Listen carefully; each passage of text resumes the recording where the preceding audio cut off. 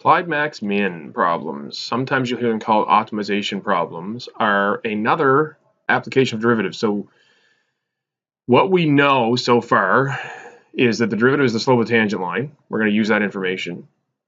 And we know that when that is zero, when the slope of the tangent is zero, we have a maximum or a minimum. And we've seen this a number of times now through our calculus journey, but the concept is there visually in front of you. And so what we're going to do is we're going to try to take this concept of max and mins from just looking at a graph to actually applying it to application problems that are real world, for lack of a better term. So we're going to use it to find the maximum profit or the minimum something or the maximum area that you can fence in or the minimum cost, those kind of things of different situations and scenarios.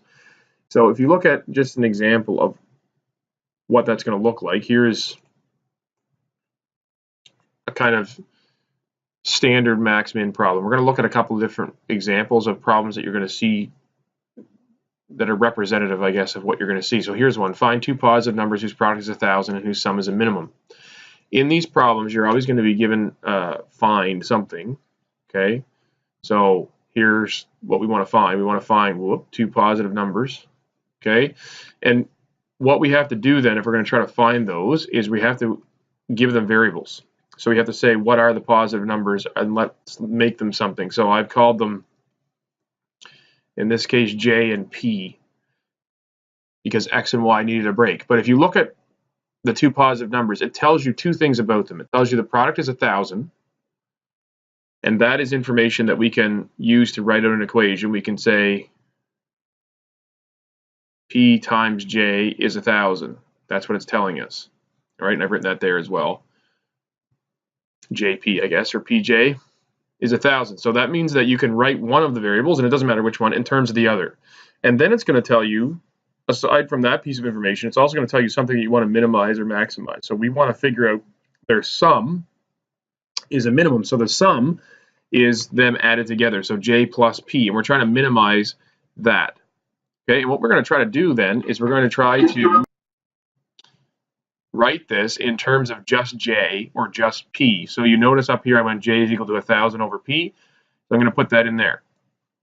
And then because we want the max or min, we take the derivative and we set it equal to 0. So we take the derivative of this with respect to the variable that's there. You have to make sure that it's only got one variable in it, and then the variable here is P, so I take the derivative with respect to P. So the derivative of 1,000 over P is minus 1,000 over P squared, and the derivative of P is 1. Okay, so we end up with that as our derivative, and then we set that equal to 0 because we want to know where the minimum or the maximum is.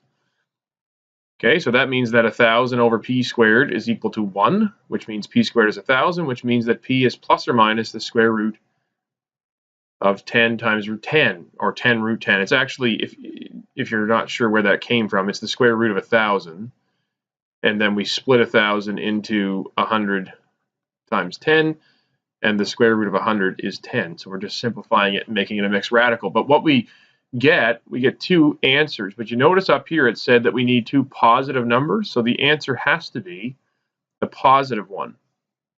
And if you want to check to make sure it's a minimum, you can take 10 root 10, or square root of 1,000, and plug it in something that's less than that and something that's bigger than that, and do your number line. When we did curve sketching, same idea. You plug something less than 10 root 10 in there. So let's plug in 0, let's say, and you get, well, 0 is bad because it's going to make it undefined, but plug in 1, you get negative 1,000 plus 1, so that's going to be negative. And then plug in something bigger than the square root of 1,000. So let's say you plug in 1,000 because it's bigger than the square root of 1,000. 1,000 squared minus 1,000 divided by 1,000 squared gives you minus 1 over 1,000, plus 1 is going to be positive. Okay, and I'm going through that quickly just because we've done number lines now fairly regularly in terms of curve sketching. And if you're not sure what I'm talking about, I have a video. So now we have P, and we know that it's a minimum. Then we go find J. So J was 1,000 over P, and so we get 100 divided by root 10, which is, we rationalize 10 root 10 as well. So we end up with our two positive integers are 10 root 10 and 10 root 10. Okay, so that's the basic concept of an applied max-min problem. Now there are a bunch of others and a bunch of different types Here's one. You can ignore the page 184 example 2, but this is the information it gives you. So you have a box. It says it has a square base and a certain height. We don't know what any of those dimensions are, but it tells us that we have a surface area of 2,700 square centimeters. So we have that much material to work with, and I want to make it's not a cube, but a rectangular prism of maximum volume. It might be a cube, but we don't know it is, so we'll call it a rectangular prism for now. So I want the maximum volume, and I know that I have a certain amount of material to work with. So the first thing we have to do is figure out what is the volume of this thing and what is the surface area. So the volume and surface area come from just our volume is x times h, and our surface area is, there's an x squared on the base, okay? And then there's 4xh, and the reason I'm not putting 2x squared is because the box is going to be open on the top. And it says that in the question. Again, you can't see the question because it's from a textbook that I don't have an electronic copy of. But if you look at that surface area, you can see that that allows us, because we know that it's 2,700, to write h in terms of x. So what we do is we say, okay, the volume is x squared h. I want to get rid of h and make it x. So I take the surface area, and I say the surface area is 2,700, and I solve it for x. So I bring the x squared over and then divide by 4x, and I get h is that. Okay, and I think you can see where I'm getting that from, just rearranging this, or just moving over and then dividing.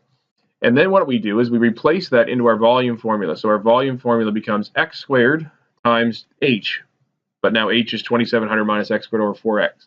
And what I then do is I simplify this as much as possible. So I can cancel out the x, and then I can expand in. So I can multiply that by x and get 2,700x over 4, and then I can multiply that by x and get x cubed over 4. And what that now looks like is volume just in terms of x. So now I can take the derivative and I can set it equal to 0. And that gives me my maximum or my minimum. And it might give you more than one answer. Sometimes it does. If it does, all you have to do is figure out which one's the maximum by using a number line, which you did during curve sketching. And again, if you don't know that, there's a video on curve sketching you can go look up.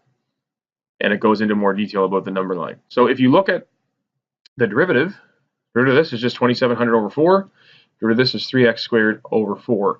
These are constants on the bottom, so we don't have to do quotient rule. And then we set that equal to 0, and we try to solve it. So we end up with 2,700 over 4 minus 3x squared over 4 equals 0. That means that 3x squared over 4 is going to equal 2,700 because over 4, sorry. So the 4's just cancel out.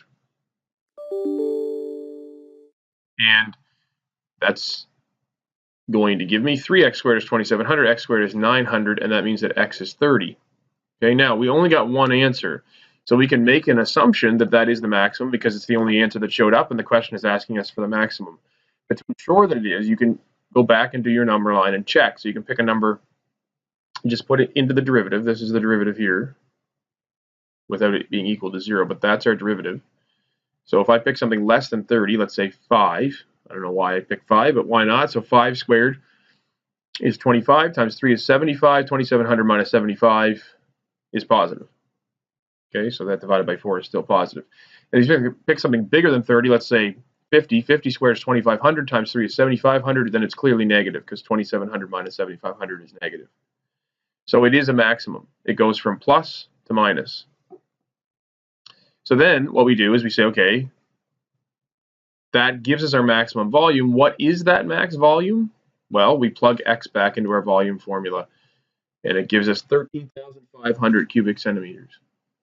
So that's the concept of applied max min. Each time you're going to give, first of all, a variable to each of the things you don't know. Then you're going to be given a piece of information that allows you to find one of the variables in terms of the other. And then you're going to be finding something that you want to maximize or minimize. And you find that relationship, and you plug the numbers and the variables into that relationship, making sure that when you're done, you only have the one variable. And if you look down here, that's what we're doing here. So we ended up with a volume. That's what we're trying to maximize, the thing we're trying to maximize. And we have it in terms of just one variable, x. Then you take the derivative, set it equal to 0, and solve it.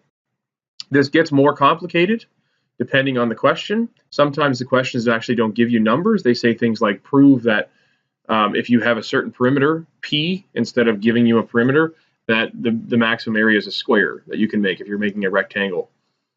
Those kind of things. So they're actually not numbers based, but they're letter based. But the concept is there for you to understand, and hopefully it makes sense. What we're going to do when we practice these is just get progressively more complicated.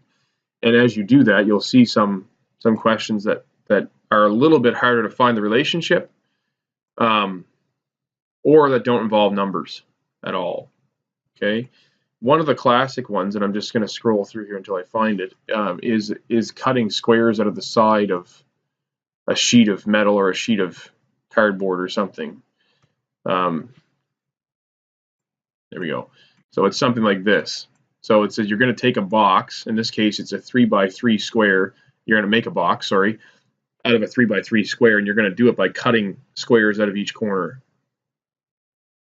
And so what you're going to do is basically just cut the corners out, and then you're going to fold up the sides, and you're going to end up with a box that sort of looks like this. Okay, I'm not an artist, as you can tell, but that's the idea. You're going to fold the sides up, and it makes a box. And the question is, what size should you cut out to make a maximum volume? So your box ends up looking like this, where you cut out X and X, and you cut out X and X down here, so that's your dimensions.